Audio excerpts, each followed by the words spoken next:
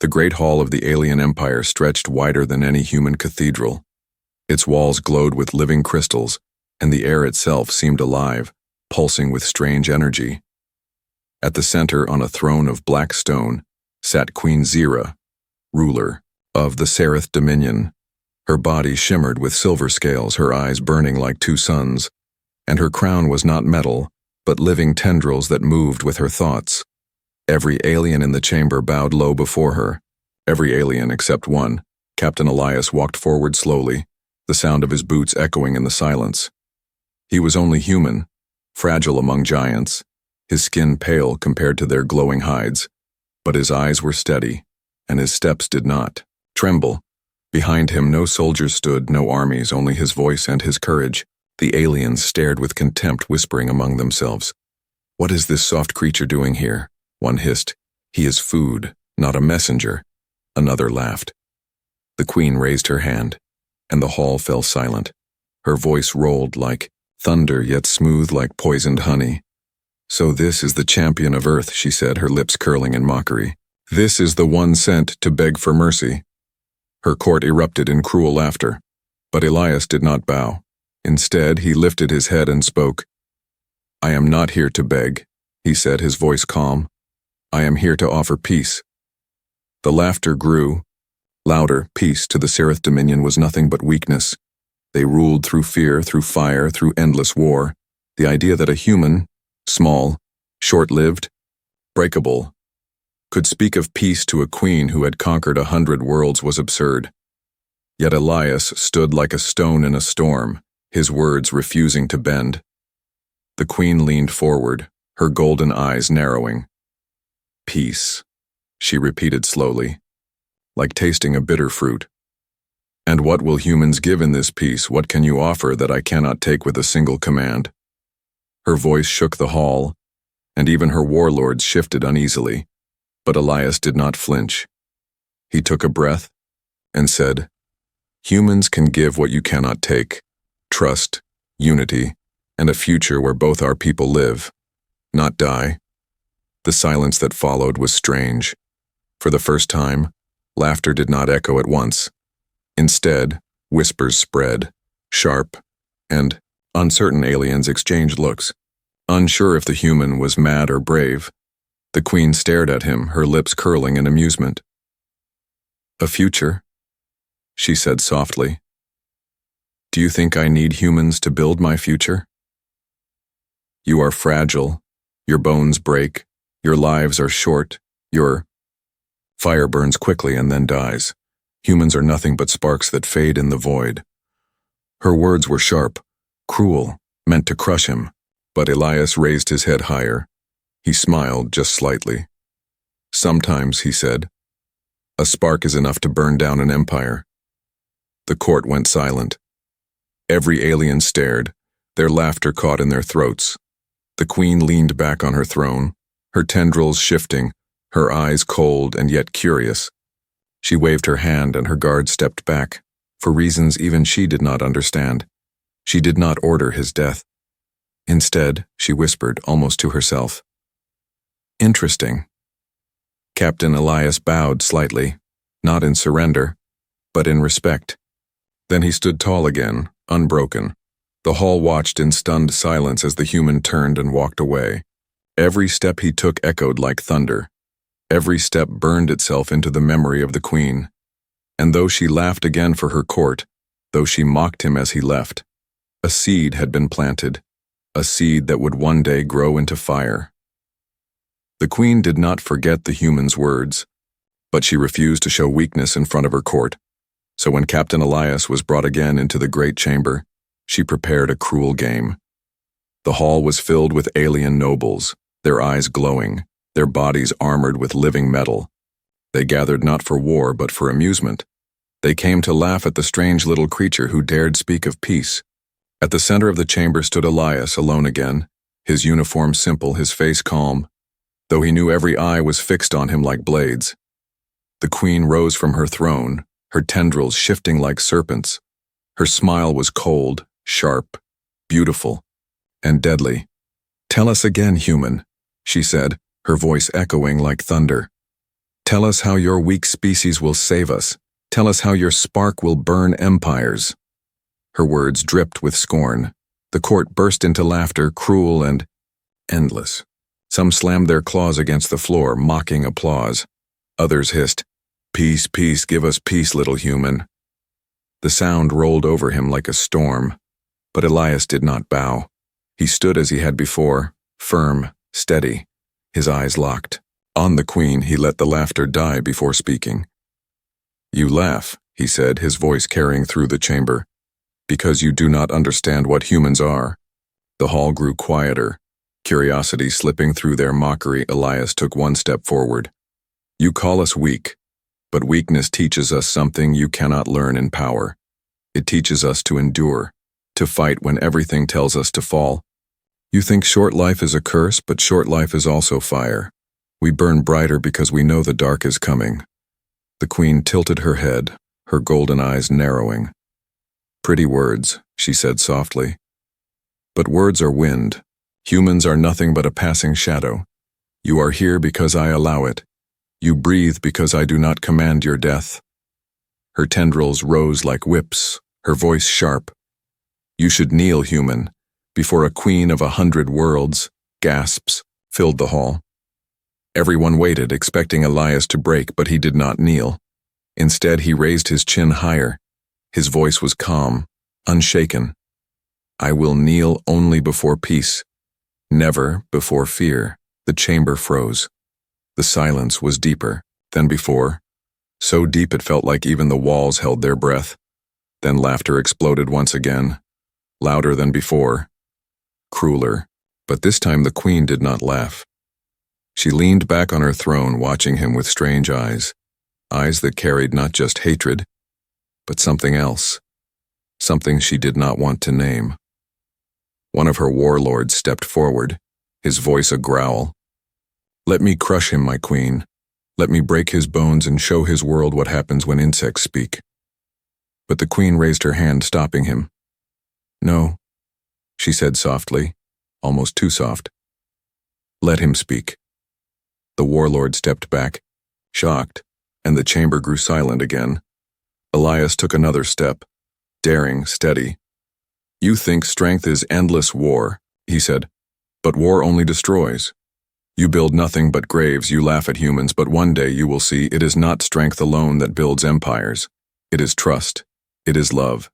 It is hope." The word love struck the hall like a stone. Thrown into still water, aliens hissed. Some laughed again, but uneasily this time. They did not understand the word. Not truly. But the queen understood, though she would never admit it.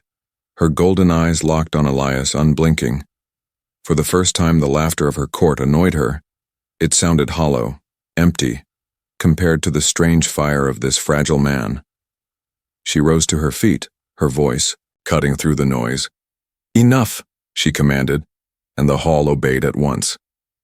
She looked down at Elias, her tendrils coiling, her lips curved in a mocking smile. "You are brave, human, or perhaps you are mad. I have seen worlds burn for less than your words, yet you still speak." Her voice dropped lower, almost a whisper. "Tell me then, if your spark is so bright. Show me, prove it." The chamber filled with a low murmur. The queen had turned her mockery into challenge. Every eye turned to Elias, waiting to see if he would falter. But Elias only bowed his head slightly, not in fear but in agreement. He looked up at the queen, his eyes steady, and he said, "Then give me the chance and I will show you." The hall gasped. The queen stared down at him, her smile sharp, her eyes burning. She laughed at last, not like before, not cruel but deep, strange, dangerous. "Very well, human," she whispered. "Let us see how bright a spark can burn before it dies." Days passed after the queen's cruel challenge. The alien court expected the human to break, to beg for his life, or to vanish into silence. But Elias did none of those things. He returned each day when summoned, his voice calm, his eyes steady, his courage never shaken, and each day Queen Zira watched him, amused, curious, and strangely unsettled. The queen of the Seraph Dominion was not used to curiosity. Her life was power, war, and endless control. No one surprised her. No one dared defy her. But this fragile creature, this human, had spoken words no warlord ever dared. And though she mocked him, though she laughed at him before her court, in the quiet of her chambers she remembered his fire. She wondered why his words stayed in her mind. One night, when the halls were silent and the stars burned beyond her throne, the queen sent for Elias, not to humiliate him, not to parade him before her nobles, but to meet him in secret. The guards led him through twisting corridors of crystal and shadow until he stood before the queen's private chamber. He stepped inside, and for the first time, he saw her not as a ruler before her court, but as a being alone. The throne was gone, the laughter of nobles absent. Only the queen herself, watching him with eyes of molten gold. "Do you know why? You are here, human," she asked, her voice softer than he had ever heard. Elias shook his head slowly. "No, my queen, but I will listen," he replied. The queen tilted her head, her tendrils moving like restless flames. "You spoke of sparks, of fire, of trust and love," she said, her lips curling with a faint smile. "Strange words, weak words, yet they do not leave my mind." Elias stood in silence, waiting, knowing this was no place for foolish words. The queen stepped closer, and for the first time, he saw the scars hidden beneath her silver scales, scars of battles, scars of centuries, scars of a ruler who had only known war. "Tell me, human," she whispered, her voice dangerous, almost trembling. "What do you offer me? What can one human give to a queen who already owns 100 worlds?" The question was a blade, sharp and final. If he answered poorly, he would die here, not before her court, but in the quiet shadow of her private hall. But Elias did not hesitate. He looked at her and said, "I cannot give you worlds. I cannot give you armies, but I can give you what you have never known. I can give you choice." The queen froze, her eyes widening. Choice, a word she had not heard in centuries. Her life had been destiny, her throne inherited, her wars endless, her rule unbroken. She had power, but no choice, no freedom. And now this fragile human dared offer it. She laughed, but her laughter was hollow, uncertain. "You dare," she said, her voice low. "You dare offer a queen freedom." But Elias did not step back. He stood firm, his eyes never leaving hers. "Yes," he said simply, "because freedom is not given by armies. It is born when someone chooses a different path." The chamber grew heavy with silence. The queen stared at him, her heart burning with strange fire she could not name. Then she did the unthinkable. She stepped closer, until her golden eyes met his. "Very well," she whispered, her voice dangerous yet filled with something new. "Show me this choice. Show me this spark. Show me if a human can give a queen what no empire has given." What happened after that moment was never spoken before. Her court, it was not war, not violence, not command, but something different. A secret pact, a dangerous agreement, a step into the unknown. The queen, who mocked humans as weak, now dared to test the one thing she could not conquer. His spirit, and Elias, knowing the risk, knowing the trap, accepted without fear. When he left her chamber, the queen sat alone in the silence. Her heart was steady, her face calm, but inside something shifted. For the first time in centuries, she felt uncertainty. For the first time, she wondered if destiny could change. And though she told no one, though she wrapped herself again in power and laughter, she carried a secret that would soon shake her throne, her empire, and the galaxy itself. Weeks passed after the queen's secret meeting with Elias. The court did not know what happened that night. They only saw their queen colder than before, sharper with her words, more ruthless in her commands. But behind the mask of power, something strange began to grow. At first, the queen dismissed it. She told herself it was nothing, only weakness, only exhaustion from endless war. Yet her body betrayed her. Her strength wavered, her nights restless, her thoughts always circling back to the human. She hated it, she denied it, but she could not erase it. Then one morning, as the twin suns of her world rose over the crystal towers, her body failed. The queen collapsed in her private chamber, her tendrils curling tight, her breath ragged. Her servants rushed in terror, calling the royal physicians. No one dared speak. No one dared question. They only obeyed. For to touch the queen without command was death. The physicians worked in silence, scanning her body with beams of light and instruments older than Earth itself. What they found froze them in fear. They whispered among themselves, their voices trembling. Finally, the bravest of them knelt and spoke. "My queen," he said softly, "there is life inside you." Her golden eyes narrowed. "Life," she repeated, her voice heavy as stone. The physician swallowed hard. "Yes, my queen. You carry a child." The chamber went silent. The guards shifted uneasily, their claws tapping against the floor. A child, born inside the queen, was unthinkable. The queen herself had never borne one, nor had any ruler of the Seraph dominion in living memory. Her body was beyond such things, or so everyone believed. Her tendrils coiled, her lips curled, her voice like a blade. "Whose?" she demanded. The physician lowered his head, his body trembling. "The child is not pure, my queen. It carries human blood." The queen's heart froze, the words echoed in her skull like thunder. Human blood. The court would call it corruption. The warlords would call it betrayal. If this truth spread, her throne would shatter. Her empire would turn against her. But she, the queen of 100 worlds, sat frozen not with rage, but with something else. Fear. For the first time in her reign, she feared not for her throne. Not for her power, but for what grew inside her. The child was impossible, yet it lived. It carried her strength and his fire, her legacy and his spark. It was both alien and human, both predator and prey, both queen and spark of earth. She dismissed her physicians with a wave. "Tell no one," she commanded, her voice sharp. "If a word escapes this chamber, your blood will be the first I spill." The physicians fled, terrified. The guards bowed lower than ever before. The queen sat alone in silence, her claws pressed against her chest. Inside, the impossible life pulsed steady, a secret heartbeat that no throne, no empire, no warlord could silence. Whispers began to spread despite her warning. Her enemies noticed her silence in council, the way her hand sometimes touched her side. The warlords spoke in dark corners, their voices full of venom. "The queen is weak," they whispered. "She hides something."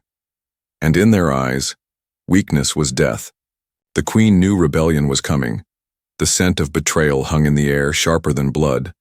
But she did not care, not in the way she once would. For the first time, her empire did not matter. Her throne did not matter. Only the secret within, her only the child. Late at night, when the halls were dark and silent, she whispered words no one had ever heard from her lips. Not commands, not threats, but questions. "What are you, child?" she whispered, her hand pressed against her body. "Are you curse or are you salvation?" And though no answer came, the heartbeat inside her grew stronger. In that moment, the queen of the Seraph dominion understood something Elias had tried to tell her. Strength alone could not shape the future. Empires built only on fear would one day crumble. But the spark of something new, the spark of unity, could survive. And now that spark grew inside her. She hated it. She feared it.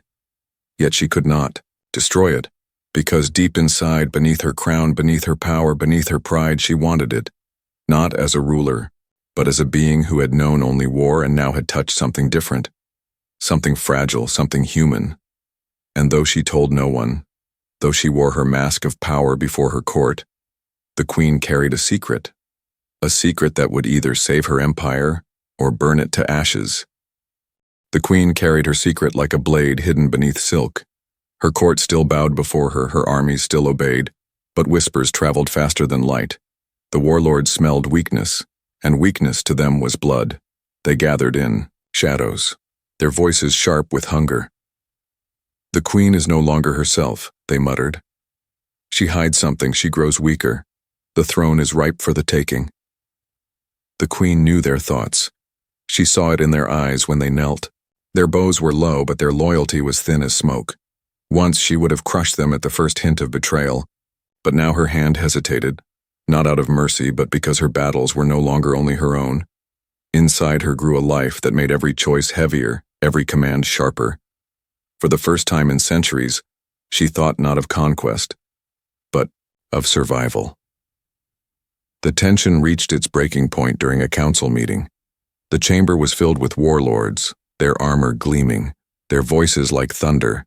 One rose, his body massive, his claws long as swords. "My queen," he said, his tone mocking beneath false respect. "The humans grow bold. Their fleets move near our borders, and yet you do nothing. You speak of patience. You hide in silence. Tell us, what holds back your wrath?" The chamber stirred with agreement, voices murmuring, claws tapping. The queen rose slowly, her tendrils writhing like fire, her golden eyes cutting through them like blades. "You question me," she said, her voice calm but heavy. "Do. You forget who crushed the Wrath Legion, who burned the Helix Rebellion, who turned 100 stars into ash." Her words echoed like thunder, silencing the chamber. But though the warlords lowered their heads, their hearts did not kneel. They smelled blood in the water, and predators never forget.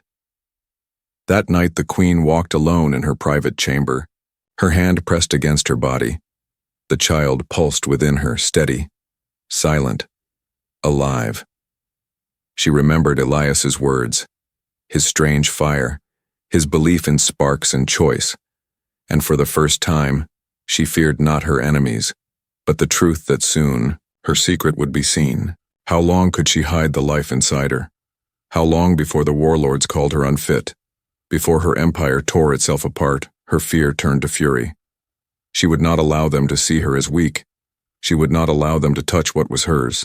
The queen of the Seraph Dominion had ruled through fire, and if fire was what it took again, then fire they would taste. But even in her fury she felt doubt. The child was not only hers, it was Elias's too. A human spark in the body of a queen. Would war protect it or destroy it? Would fire guard it or consume it? Her doubts deepened when her spies brought her word. A faction of warlords was gathering in secret, ready to strike. They whispered of overthrow, of replacing her with a ruler untouched by corruption. And to them, corruption meant one thing, the child she carried. For the first time in her reign, the queen felt truly trapped. She could crush them with armies, but armies would bring questions. She could silence them with executions, but silence would not hide her secret for long. The throne itself seemed to tremble beneath her. Every choice cut her deeper. Every step forward seemed to lead into fire. Late that night, she stood before the great window of her palace, staring at the endless stars. Her hand pressed against her side, she whispered, "What am I to do, child?" The stars gave no answer. The halls gave no answer. But within her the heartbeat was strong.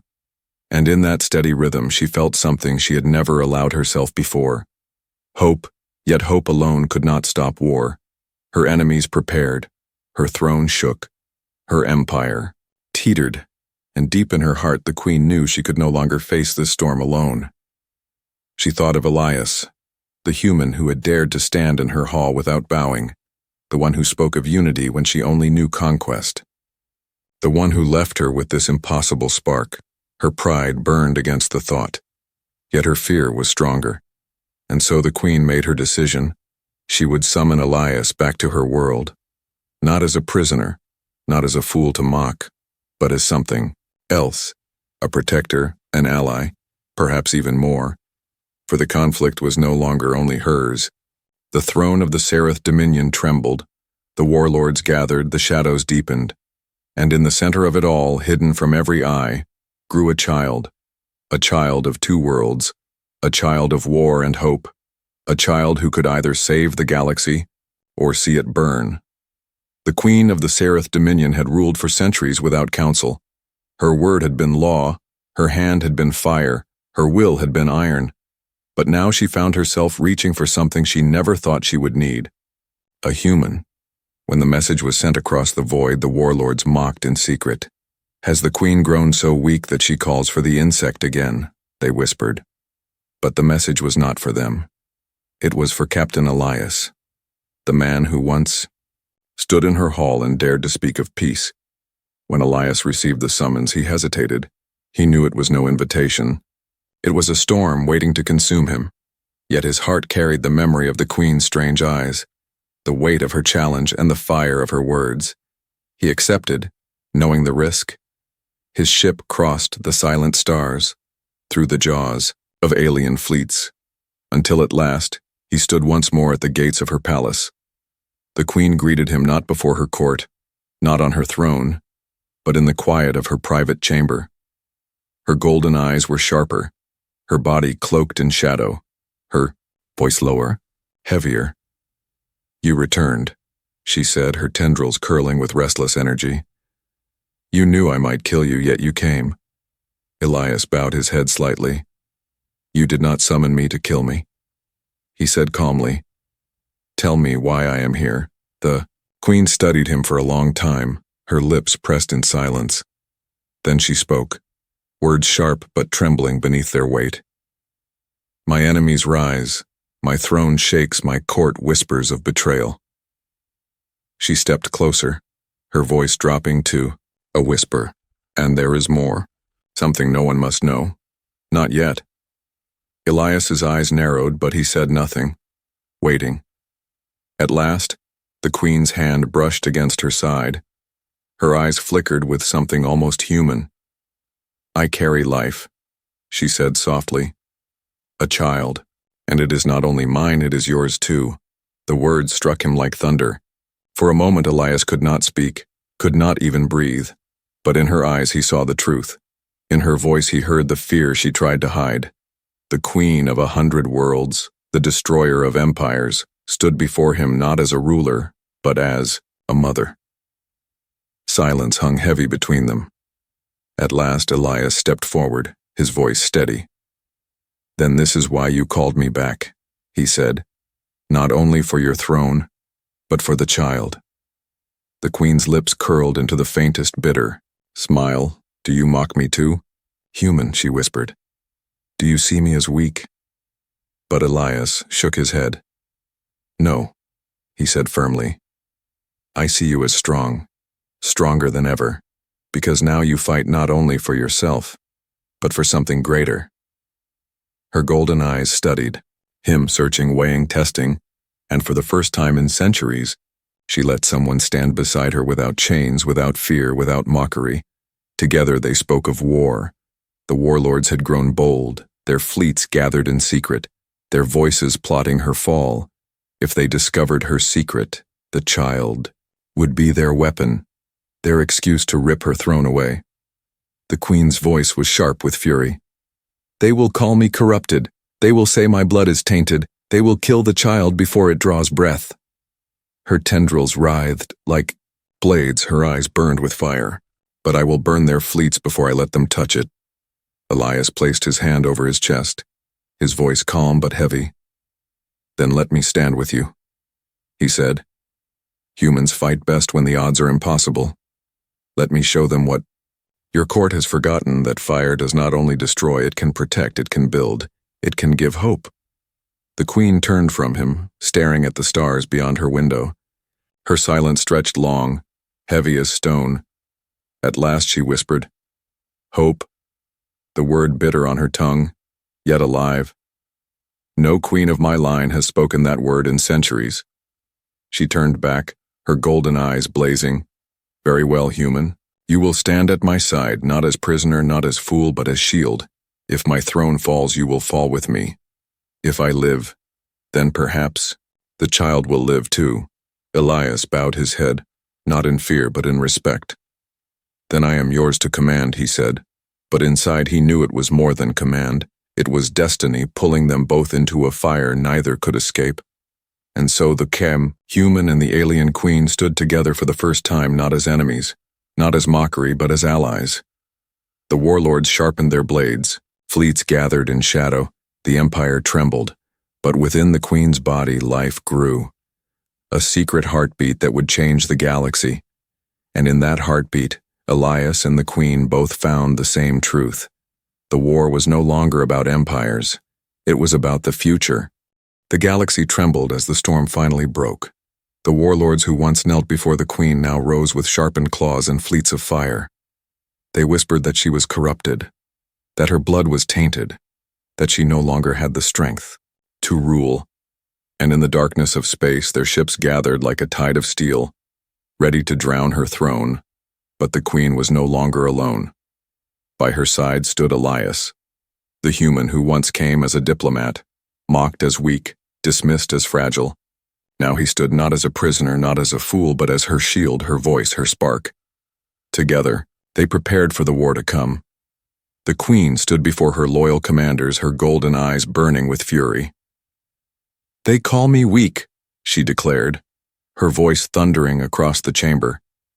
"They think the queen of the Seraph dominion will bow, will break, will bleed. But they have forgotten who I am." The chamber shook with her power, yet her words carried something more than fire. For the first time, her commanders heard not only rage but something rare, something they had never thought their queen could hold. Hope. Elias stepped forward, his voice calm but steady. "You fight not only for a throne, not only for power. You fight for tomorrow. You fight for a child that is both human and seraph, proof that two enemies can become one." The commanders stirred, some confused, some fearful, but none dared mock him. For even they could see that the queen listened to his words. The battle came swift in the black void of space. Fleets collided like storms. Alien warships lit the darkness with beams of fire. Worlds trembled beneath their clash. The warlords unleashed everything, determined to tear the queen from her throne. But the queen fought like a living star, her commands sharp as blades, her will unbroken. Beside her, Elias directed human strategies, strange, unpredictable, born from weakness but turned into strength. Together, they turned the tide. The warlords expected fear, but they met fire. They expected weakness, but they met unity. They expected a queen standing alone, but they found a queen with a spark beside her. One by one, their fleets fell into ruin, their voices silenced by the roar of battle. Yet victory came at a price. The queen's body trembled beneath the strain, the child within her burning her strength. In her private chamber after the final clash, she fell to her knees, her tendrils limp, her breath heavy. Elias rushed to her side, his hand steady on her shoulder. "You cannot fall now," he said, his voice breaking. "The battle is won, but the war is not over. The true future is still inside you." The queen looked at him, her golden eyes dim yet fierce. "All my life I ruled through fear," she whispered. "I thought fear was strength. But you showed me something else, something greater." Her hand pressed against her side where the heartbeat still pulsed strong. "This child, it is not weakness, it is legacy." Time passed, the throne held firm, the whispers of betrayal turned to silence. The warlords who survived bent their heads low, their voices trembling with obedience. They had seen fire, but they had also seen something they could not understand. They had seen their queen protect not only her throne but a life they dared not challenge. And so the galaxy whispered. The story spread from ship to ship, from world to world, that the queen of the Seraph dominion carried a child of two bloods, a child of fire and spark. Some called it abomination, some called it salvation, but all agreed it was destiny. In the years that followed, the queen ruled with the same fire, but with something more. Her fury remained, her strength unbroken. Yet beneath it burned a light she once denied, hope. Elias remained by her side, not as conqueror, not as servant, but as something different, something new. And the child grew, carrying in its veins the power of a queen and the resilience of a human. When the galaxy looked to the throne, it no longer saw only fear. It saw possibility. It saw a future where two worlds could become one. And in the deepest corners of space, where whispers travel faster than light, a prophecy was spoken. The future belongs not to empires of fear, nor to rulers of fire, but to the child of earth and the queen. The queen, once mocked for even listening to a human, now carried the greatest secret of all, a legacy that could not be broken by war, nor silenced by betrayal, a legacy that began with mockery, but ended with destiny,